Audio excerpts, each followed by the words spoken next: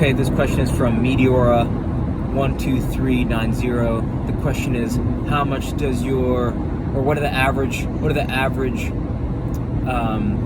bench press, deadlift, and squat numbers of, I believe this is for the Canadian national team. I'm not sure of those numbers, but if you think about it in a different way, right? Like, how many times are you laying down on the ground in soccer and pushing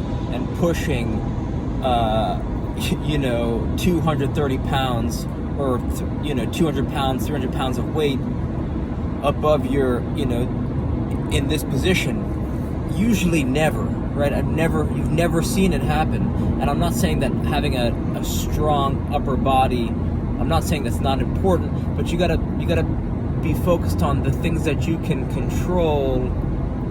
And if you spend a lot of time bench pressing, squatting, and deadlifting, you just want to make sure that you can translate that into on-field performance. Right? You have a lot of these players who are spending a lot of time benching, squatting, and deadlifting, yet they're spending minimal time. Right? Our culture seems like they're emphasizing more time in the gym and less time on the ball. So, for example, if you're a player who's listening to this and you haven't gotten 1,000 touches today on the ball, then I would reallocate some time spent instead of weightlifting to get more touches, because you could be the strongest person on the field, but if you're not agile, if you can't translate that strength into movement, right? If you're not balanced and you're just strong and it's not functional, right? Being able to move efficiently, effectively on the field is super important.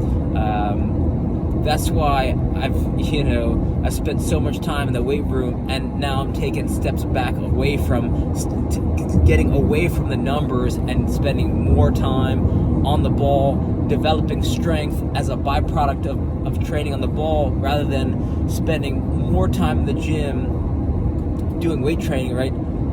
You could be the hardest worker on the field, but that doesn't mean you're going to be effective, right? If you have poor runs, if you've got a poor touch, if you've got poor communication, construction is hard, and soccer can be not as hard as you want to make it, right? You could run yourself into the ground, but that doesn't mean you're going to be an effective player. That's why I think at the youth level and starting from the youth level into adulthood, it's good to help players, or you want to establish good fundamentals. What does that mean?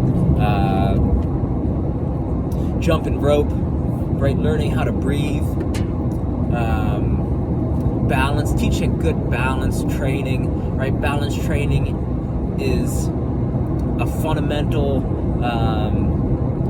right? Having good balance applies to all sports, right? So those are some things that I would spend more time encouraging: jumping rope, doing balance work, and breathing, as opposed to heavy, like increasing your numbers in bench pressing, squatting, deadlifting, and that's just how I feel. So reach out with any more questions if you want to talk about some more training.